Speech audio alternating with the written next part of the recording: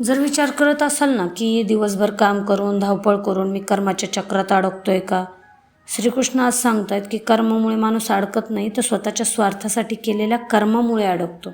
जर तुम्ही तुमचे कर्म एक यज्ञासारखे बनवले तर तेच कर्म तुम्हाला बंधनात टाकण्याऐवजी कायम मुक्त करतील.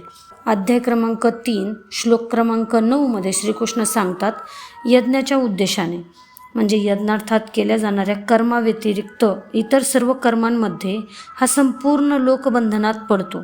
म्हणून हे कौंतेया अर्जुना, तू आसक्तीरहित होऊन त्या यज्ञासाठीच कर्म कर. आता या श्लोकातल्या यज्ञ या शब्दाचा धार्मिक कर्मकांडापलीकडचा महाकाय अर्थ काय? यज्ञ म्हणजे अग्नीमध्ये तूप टाकणे एवढंच नाही आहे, तर आपल्या क्षुद्र स्वार्थाचा अहंकाराचा बळी देऊन एखाद्या उच्च ध्येयासाठी किंवा सत्यासाठी सर्वस्व समर्पित करून कर्म करणे म्हणजे यज्ञ. कर्मबंधन म्हणजे काय मग?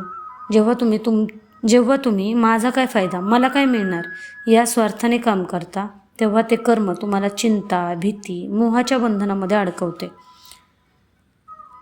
जेव्हा तुमचे काम सत्याच्या आणि समाजाच्या सेवासाठी समर्पित असते ना, तेव्हा तुम्हाला अपयशाची भीती वाटतच नाही.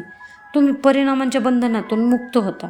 आता हा श्लोक आपल्या आयुष्यात आपण रोज वापरावे असे यज्ञाचे म्हणजे आपल्या रोजच्या कामाचे यज्ञात रूपांतर कसे करायचे ना, तो शिकवतो.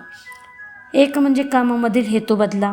तुम्ही अभ्यास करत असाल, व्यवसाय करत असाल, तर नोकरी करत असाल, तर फक्त स्वतःचा स्वार्थ बाजूला ठेवून माझ्या या कर्माने, माझ्या या कामाने जगाचे किंवा सत्याचे काय भले होणार आहे हा विचार आणा. दुसरं म्हणजे स्वार्थाची आहुती द्या.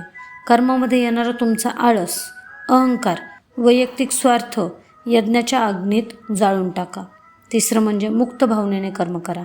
जेव्हा कर्म यज्ञासाठी होते तेव्हा काम करतानाचा ताण संपतो आणि कामामध्ये असीम आनंद मिळतो. स्वार्थी बनून कर्माच्या साखळ्यांमध्ये अडकू नका. तुमचं प्रत्येक काम सत्यासाठी समर्पित करा. कर्माला यज्ञ बनवा आणि पूर्ण मुक्त होऊन जगा. विचार करा.